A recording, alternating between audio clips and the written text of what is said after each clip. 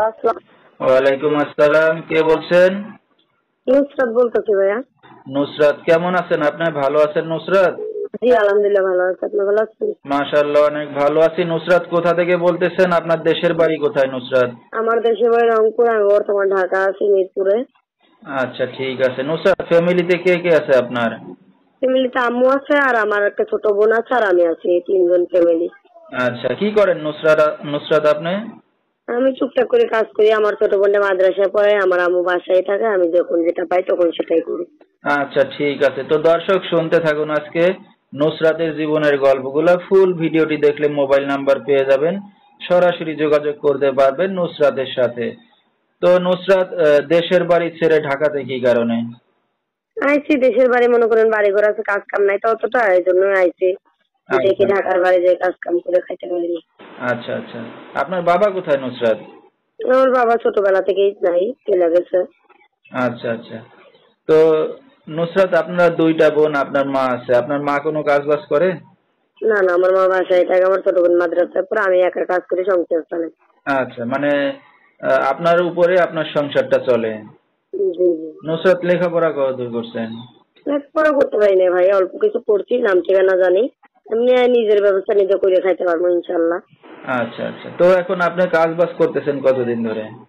এই তো মনে করেন তাও অনেক বছর ধরেই করতেছি। আচ্ছা, যেহেতু বাবা নাই, সংসারের সম্পূর্ণ দায়িত্ব আপনার উপরে নাকি? জি। আচ্ছা।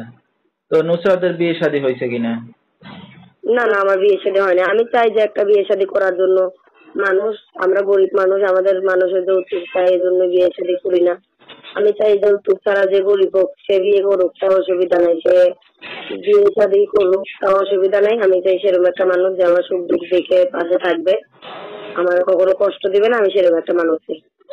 আচ্ছা, এখন চাচ্ছেন যে যদি আপনার সবকিছু জেনে শুনে এখন যৌতুক টাকা পয়সা ছাড়া কেউ যদি এখন বিয়ে শাদী করতে চায়, তো আপনি রাজি আছেন, এই তো? জি জি। আচ্ছা, ঠিক আছে। তো আপনার সাথে যদি এখন কোনো দর্শক ভাই যোগাযোগ করতে চায়, কিভাবে করবে? ফোনের মাধ্যমে। নাম্বারটা বলতে পারবেন আপনি? না, আপনি একটু বলে দেন দয়া করে। আচ্ছা, ঠিক আছে। তো দর্শক, নাম্বারটা বলেছি, এই নাম্বারে যোগাযোগ করলে নুসরাতকে পেয়ে যাবেন। যেহেতু গরিব ঘরের মেয়ে, খুবই কষ্টে পড়ে আসছে মিডিয়ার সামনে, কেউ যদি তার পাশে এসে দাঁড়াতে চান বা বিয়ে শাদী করতে চান বা দায়িত্ব নিতে চান, এই নাম্বারে যোগাযোগ করলে নুসরাতকে পেয়ে যাবেন। 0133463131, এই নাম্বারটাই হলো নুসরাতের। তো নুসরাত, এখন আপনি মিডিয়ার সামনে আসছেন, আপনার মা জানে? না, হ্যাঁ, আমার মাকে আমি বলে আইছি। আচ্ছা, ঠিক আছে। তো রাত বেরাতেও অনেক দর্শক আপনাকে ফোন দিবে, তো রাতে কি আপনি একা ঘুমান না মার সাথেই ঘুমান? হ্যাঁ, মার সঙ্গেই ঘুমাই। তো কথাবার্তা বলতে সমস্যা হবে না? না না, সে যদি আমার সাথে বিবাহ করে, আমার সাথে কথাবার্তা বলে, আমি দরকার পড়লে অন্য রুম ভাড়া নিলাম, আচ্ছা আচ্ছা, মানে অসুবিধা নেই। যদি সম্পর্ক হয় তাহলে হয়তো অন্য কোথাও ভাড়া নিয়ে আলাদা একা থেকে হয়তো তার সাথে যোগাযোগ করতে পারবেন, এই তো? জি জি। ঠিক আছে। তো দর্শক, বিস্তারিত জানতে সরাসরি